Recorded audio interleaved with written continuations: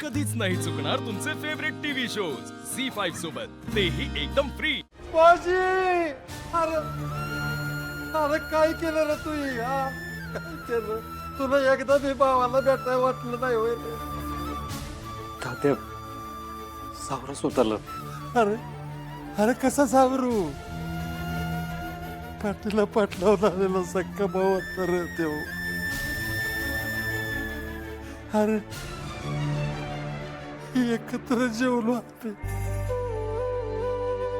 भांडलो खेळलो जीव लावला तर एकमेकाला नातं तोडलं तर पण त्या नाही रे विसरलो त्या नाही विसरलो त्याला अरे माझा सक्का भाऊ होता त्यो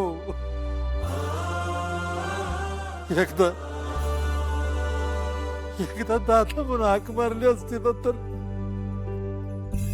तर शब्द विसरून त्याला मिठी मारली असते रे. तात्या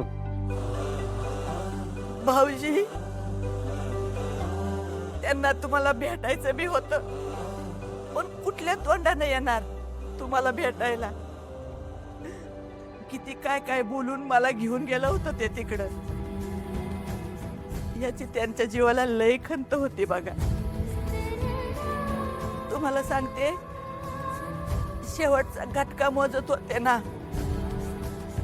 तेव्हा नुसतं माझा शंकर दादा माझा सूर्या माझा शंकर दादा माझा सूर्या हेच बोलत होते बघा.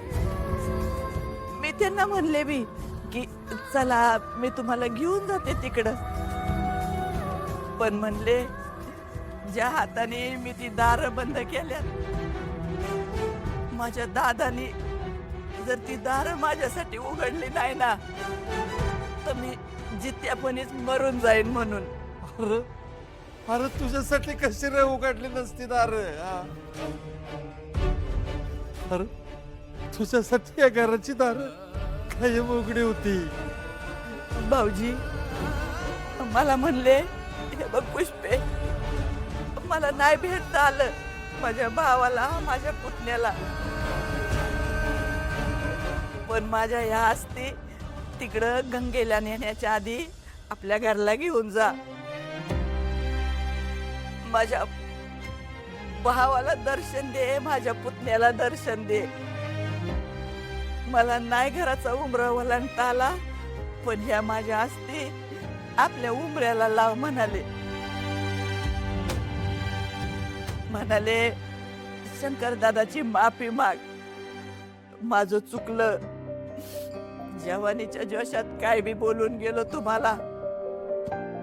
चार कान भरणारी लोक होती त्यांचं ऐकून घर सोडून गेलो. जेव्हा चूक कळाली तेव्हा लय उशीर झाला होता. माग फिरायची हिम्मतच नाही झाली हो. म्हणाले माझा दादा लई मोठ्या मनाचा आहे त्यो नक्की मला माफ करीन.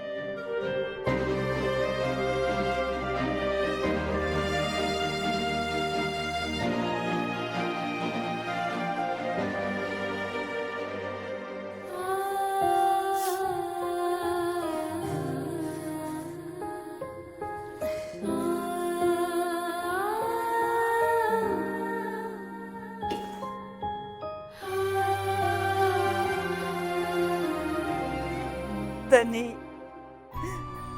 तुमची शेवटची इच्छा या पुष्पीने पुरी केली.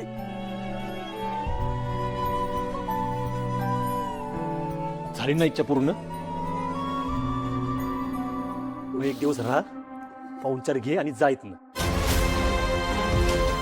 सूर्या अरे काय बोलतोयस तू हे? बोलायला पाहिजे तेच बोलतोय. जेव्हा मला आणि माझ्या बहिणींना गरज होती ना तेव्हा काकानी ही नव्हती इथं आम्हाला वाड्यावर सोडून गेली होती. मनाला वाटेल तेव्हा घर सोडून जायचं मनाला वाटेल तेव्हा घरात यायचं. हे घर म्हणजे काय धर्मशाळा नाही. काळा दिवस अजून माझ्या डोळ्यासमोरनं जात नाही. काका आणि काकी हे घर सोडून गेले होते. माझ्या अरे असं नको वागूस. अरे ही समजा सोडून नका जाऊस. काय राहिलंय काय या घरात आता आणि या गावात? अरे तुझ्या बायकोनं कुठं तोंड दाखवायची जागा ठेवली नाही रे. गावातली लोक थुकतायत आपल्यावर. घराण्याची पार आबरू घालवली रे. इज्जत पार धुळीस मिळवली. वहिनी गेली ती गेली, पण गावातल्या देवीचं दागिने घेऊन गेली रे. जालिंदर राजे आहेत म्हणून लोकांनी जीवन ठेवले आपल्याला. हे लाचारी आणि अपमानाचं आयुष्य नकोय मला. या वाड्याच्या सावलीत जो राहील तो वहिनीच्या कर्माची शिक्षा भोगेल. त्यामुळं हा वाडा सोडल्यालाच बरा. आता आयुष्यात या वाड्याची पायरी कधी चढणार नाही. आणि तू कवा मला भाव म्हणून हुडकत येऊ नकोस. तुझा आणि माझा संबंध संपला. चल चल. काके थांब ना. अगं थांब ना. काके काके थांब ना. आई रागवून गेली. आता तूच घे ना जवळ. काके थांब ना. काके त्या दिवशी किती विनवण्या केल्या, किती पाया पडलो होतो, तरी तुला जरा सुद्धा पादर फुटला नाही ग. त्याच दिवशी आपलं नातं संपलंय. आमचा काही संबंध नाही तुझ्याशी.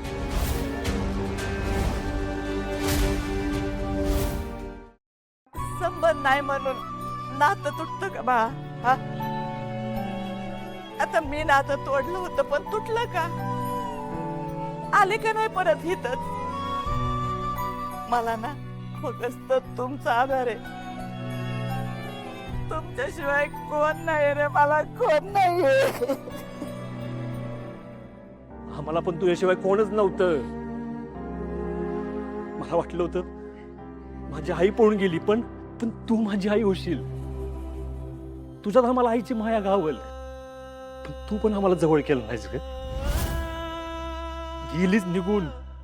जाताना एवढंच वळून पण बघितलं नाहीस आमच्याकडं. त्या विशीपर्यंत तुझ्या गाडीच्या माग माग आलो होतो.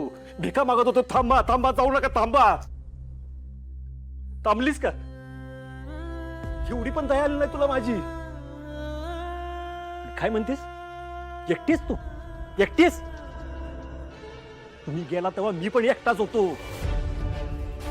आणि एकट्याने वाढवले माझ्या बहिणींना मी. वाटलं होतं आई तोंड काळ करून गेली, ती परत येणार नाही. पण निदान तू तरी येशील परत. त्या घराचा कारभार हातात घेशील आणि आमच्या आयुष्यातली आईची कमी भरून काढशील तू. तुझी वाट बघून थकलो ग. तू नाही आलीस तू. आणि आता एकटी पडल्यावर तुला आमची आठवण आली का? झी 5 ॲप डाउनलोड करा आणि पहा सर्व एपिसोड्स एकदम फ्री.